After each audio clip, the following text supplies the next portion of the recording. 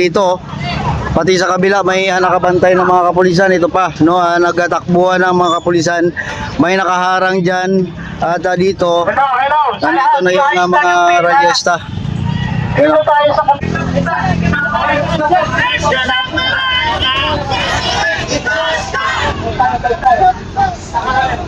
sa ate. Nandiyan din pala yun. Kasama natin ate. Dito. Nalabis-labis sa pagtaas. Sige sa kuryente, ito ko ng mga nagdaang araw. At nagiging ko, nawala sa atin. Nang higit sa pangyayaring ito. Pero wag daw natin sisihin ang Meralco. Hindi raw sila ang may kasalanan sa pagtaas ng inyong electric bill. Dahil ang napupunta lang daw sa Meralco ay yung tinatawag na distribution charge. Dahil ang Meralco ay distribution certificate. Tagapagpamahagi lang daw po ng kuryente at mas maliit daw na bahagi ng inyong bill sa pamamagitan ng distribution charge ang nauuwi sa Meralco. Ang malaking bahagi daw, ang sabi ng Meralco, ay yung tinatawag na generation charge. Generation charge. Yan po ay yung inisin naman ng mga power generation company. Maliwanag po? Maliwanag, di ba? Logical. Pero kayang malaki kasinungalingan.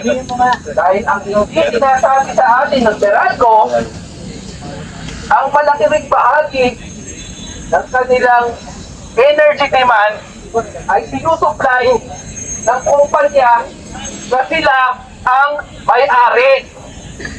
Ibig sabihin, kumikita na ang Meralco sa power distribution, kumikita rin sila sa power generation. Ang kumpanya po na yan ay Meralco Power Gen Corporation. Hindi Smokelong Power Gen Corporation, Bulaco Power Gen Corporation, Meralco Power Gen Corporation. Ibig sabihin, ang may-ari ay Meralco. Meralco ang may-ari. Basta aking servisyo. Okay po, maraming salamat. Anumang panawagan, higil sa ating mga karamatang pantaho. Nandito tayo ngayon sa harap ng Senado upang ipakita ang pag-uugnayan ng ating mga panawagan. Ang ating Senado ay ang ating pinipigil sa nangyayari ngayon dito sa ating bansa. Lahat sila sa mga ahensya, institusyon ng ating pamahalaan na dapat ay managot, tingilin sa kanilang pagkukulang at kawalan ng respeto sa usapin ng dangal at karapatan ng ating mga mamamayan. Bakit ko nasabi? Bago ipagpatuloy ang ating panawagan, dahil ko marinig ang tinig ng ating mga kababayan na nandito ngayon. Mula sa hanay ng mga kababayan, sigaw ang ating panawagan. Sumigaw po tayo at iparinig natin ang ating mga tinig. Pwede ba? Pwede ba marinig ang mga kababayan? Huwag kayo ay naman natin ang ating mga placard. Ipakita ang ating mga panawagan. Mga kasama, pagpinansin at pagpunta dito, ang panawagan namin ay ang pagtatakwil sa mga senador na nakakatili. Yan, maganda. Di ba ba kayo nagdidiri sa kanilang pinagkakatawa? Nakakadiri ang kanilang pinagkakatawang pagbababoy sa ating Senado. Kitang-kita natin kung paano nagkampihan ang 13 hudas upang lakasan di manalagutan, upang pagtakpan si Bato. Para po sa pagkita sa palawagan ng pananagutan, sabay-sabay po tayo sisigaw. Bato, arrestuhin Senado, panagutin. Susubukan po natin, ha? Bato! Panagutin po natin. Bato! Senado! Kaya po tayo nandito ngayon upang sabihin natin sa ating mga kapatid na pulis. Hindi po kami ang inyong kaway. Ang dapat po ninyong binabantayan para sa proteksyon ng Senado at ng bayan ay ang mga katulad po sa Cayetano at ng kanyang Alonsoren at katapos sa pagpapahirap sa ating mga mamamayan na makabit ang katarungan, makabit ang accountability na matagal na natin pinapanawagan. Ngayon, kasama din natin dito ang mga kababaihan, ang mga kapwa nating mga rasista na nananawagan naman para sa kabuhayan. Sabay-sabay po natin ikaw at tingin-tingin ng ating pamahalaan. Sabihin po ng ating kabuhayan. Sabihin po natin ang sabay-sabay. Hindi po tayo dapat namamatay. Tayo po dapat ay nabubuhay. Pwede po ba sabay-sabay? Sa kabuhayan, hindi patayan. Ito, kabuhayan! Hindi patayan! Yan, maraming salamat. Pero kailangan pa natin palakasin ang ating sigaw. Kabuhayan! Hindi patayan! Bato! Bato! Bato! Kasama!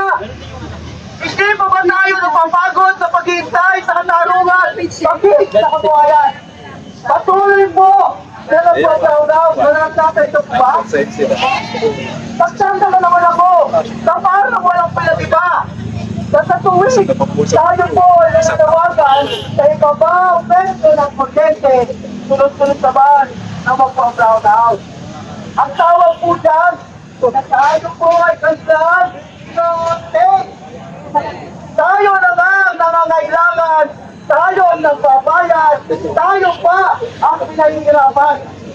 Wala kayong pinag-iba sa loob ng pagtawag ng katarungan ng ating mga biktima ng war on drugs. Tayo na nga mga pinatayan, tayo na ang biniktima. Ngayon, tayo pa ang ilaharangan. Ang dapat po na hindi nakaligtas ay ang mga katulad nila Bato. Dapat palagutin ang mga katulad ni Cayetano. Dapat iligtas ang mga katulad ng Gaga. Dapat wala ng bobo sa susunod na eleksyon. Dapat patigil ang mga Manila na mag-lobby-lobby at magdama-dama. Dapat magbawal ang mga magkuleta sa ang pukulit at kulit-kulit. Dapat wala nang ialam ng mga bilyar na ang alam ay magmayaman.